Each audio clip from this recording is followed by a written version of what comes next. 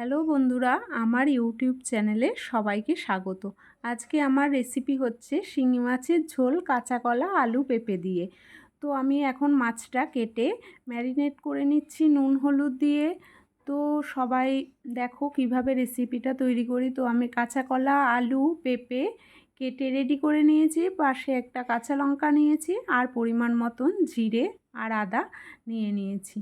তো আমি এবার কড়াইতে তেল গরম করতে দিয়ে দিয়েছি আর মিক্সারে আমি আদা জিরে বাটা করে ফেলেছি। তো পরিমাণ মতন নুন, হলুদ আর কাশ্মীরি লঙ্কার গুঁড়ো কিছুটা দিয়ে নিলাম।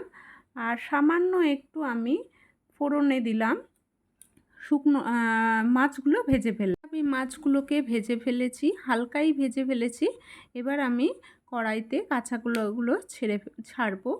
তো লাল লাল করে যখন কাঁচা কলাগুলো ভাজা হয়ে যাবে তখন আমি ভালো করে ভাজার পর তুলে ফেলবো। তারপর আমি কড়াইতে দিয়ে দিয়েছি আলু আর ফোড়নে দিয়েছি কালো জিরে। তো আমি আলুগুলোকে ভালো করে লাল করে ভাজবো, সঙ্গে পেঁপেও দিয়ে দিয়েছি, একটুখানি হালকা নাড়িয়ে নিয়েছি। তো আমি এবার কড়াইতে মশলা ছেড়ে দিয়েছি, বা কালো আদা জিরে বাটা আর কালো মরিচের গুঁড়ো, মানে গোলমরিচের গুঁড়ো আমি কিছুটা পরিমাণ মতন দিয়ে দিয়েছি, স্বাদ মতন নুনও আমি দিয়ে দিয়েছি। তো এবার ভালো করে আমি কষিয়ে নিচ্ছি। যখন এই মশলাটা তেল ছাড়বে তখন আমি পরিমাণ মতন জল দিয়ে দেবো। তো দেখো বন্ধুরা, ভালো করে আমি কষিয়ে নিচ্ছি। তো এবার দেখো পরিমাণ মতন আমি জল দেব।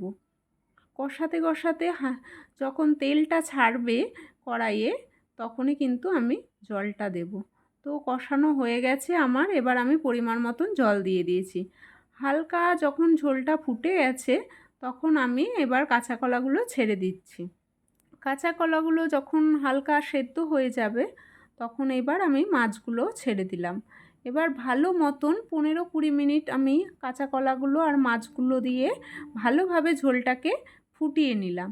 তো সবাইকে আমার রেসিপিটা যদি সবারই ভালো লেগে থাকে তাহলে লাইক, কমেন্ট, সাবস্ক্রাইব করে শেয়ার করে পাশে থাকবেন। দেখুন আমার ঝোল দেখতে কেমন হয়েছে, শিঙি মাছের ঝোল, কাঁচা কলা, আলু পেঁপে দিয়ে। যদি ভালো লেগে থাকে অবশ্যই লাইক, কমেন্ট, সাবস্ক্রাইব করে চ্যানেলটি পাশে থাকবেন।